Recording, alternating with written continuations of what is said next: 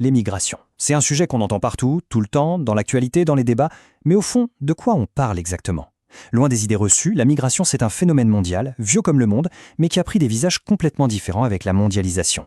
Allez, on décrypte tout ça ensemble. Cette image, elle est forte. On l'a sans doute tous déjà vue. Elle est devenue un peu le symbole de la crise des réfugiés syriens en Europe. Et c'est une facette dramatique et bien réelle des migrations. Mais attention, ce n'est qu'une toute petite partie d'une histoire bien plus grande, bien plus complexe, avec des parcours qui n'ont parfois rien à voir les uns avec les autres. Prenez Mindgran, par exemple. Il vient d'Inde, il est technicien. Il a quitté son pays pour une raison simple et puissante, l'économie. Il voulait trouver un travail pour aider sa famille. Aujourd'hui, ses conditions de vie sont rudes. Il vit dans un camp de travail au Qatar, très loin des siens. C'est un des visages de la migration de travail. Et puis, à l'opposé, il y a Olivier. Lui aussi, c'est un migrant au Qatar. Sauf que son expérience est radicalement différente. C'est un cadre français, il bosse dans la finance, son salaire a été multiplié par 3, il ne paie pas d'impôts et il mène une vie très confortable avec sa famille. On parle souvent d'expatriés dans son cas. Vous voyez, 2 hommes, 2 migrants, mais 2 mondes totalement différents. Bon, pour y voir plus clair dans tout ça, voici notre plan de match. D'abord, on va essayer de comprendre l'échelle du phénomène. Ensuite, on va définir précisément les termes importants. Puis, on regardera les grandes routes migratoires, on analysera les effets de ces déplacements et, pour finir, on fera une petite synthèse de ce qu'il faut absolument retenir. Allez, c'est parti. Première étape donc, prendre conscience de l'ampleur du phénomène. Parce que non, les migrations, ce n'est pas du tout anecdotique. C'est vraiment une caractéristique majeure de notre monde d'aujourd'hui.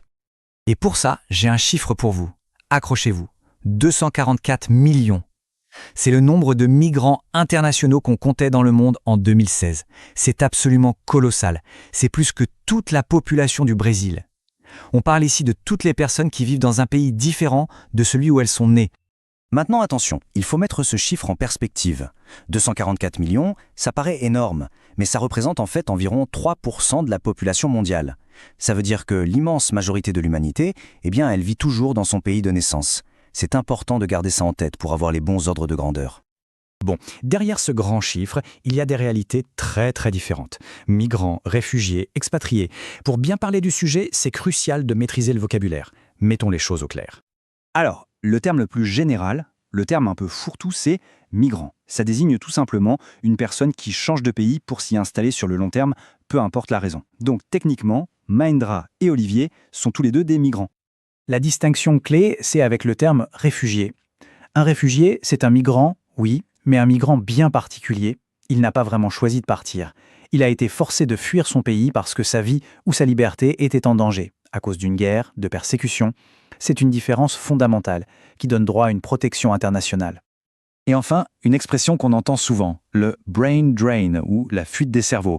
Ça désigne le départ des personnes très qualifiées, vous savez, les ingénieurs, les médecins, les chercheurs, comme Olivier. C'est un vrai enjeu pour leur pays d'origine qui voit ses talents partir ailleurs. Ok, on a les définitions. Maintenant la question c'est, où vont ces personnes? Leurs déplacements ne se font pas au hasard, loin de là. Ils dessinent de véritables autoroutes migratoires à travers la planète. Il suffit de jeter un œil à cette carte pour comprendre. On voit tout de suite les grands flux mondiaux. Regardez, de l'Amérique latine vers l'Amérique du Nord, de l'Afrique et du Moyen-Orient vers l'Europe. Et il y a aussi d'énormes mouvements en Asie. Les grands pôles qui attirent les migrants sont clairs. Ce sont les pays les plus riches, les plus développés. Si on analyse cette carte, on peut voir 3 grands types de flux. Le plus connu, celui dont on parle le plus, c'est le flux sud-nord, des pays en développement vers les pays développés. Mais, et c'est un point super important, les migrations sud-sud, c'est-à-dire entre pays en développement, sont tout aussi massives aujourd'hui. Et il ne faut surtout pas oublier les migrations internes, à l'intérieur d'un même pays, qui sont en fait les plus nombreuses de toutes.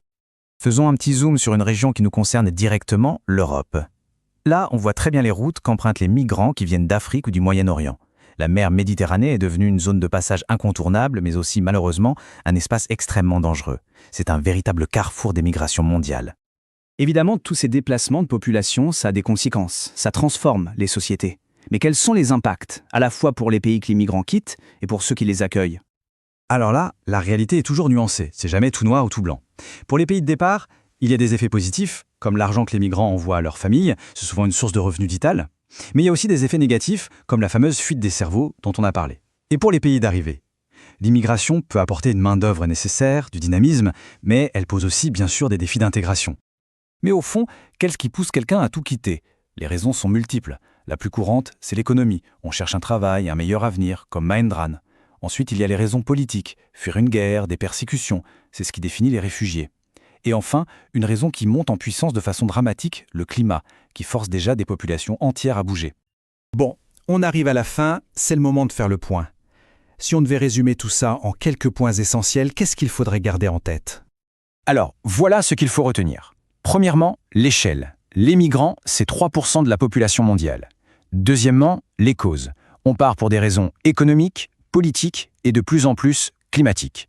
Troisièmement, la géographie. Les flux principaux sont sud-nord, mais aussi sud-sud, ne l'oublions pas. Et enfin, quatrièmement, les conséquences. Elles sont complexes, avec du positif et du négatif, aussi bien pour les pays de départ que pour les pays d'accueil. Et on va se quitter avec une question un peu ouverte. Le monde change à toute vitesse. Les inégalités, les conflits, le changement climatique, tout ça s'accélère. Et tous ces facteurs vont très certainement redessiner la carte des migrations dans les années à venir. Alors, se demander à quoi ressemblera la mobilité de demain, c'est finalement s'interroger sur l'avenir de notre monde. Et voilà pour ce grand tour d'horizon. Si ça vous a aidé à y voir plus clair, un petit pouce en l'air, ça fait toujours plaisir. Et pour ne pas rater les prochaines analyses, le mieux c'est de s'abonner. Merci d'avoir suivi et à très vite.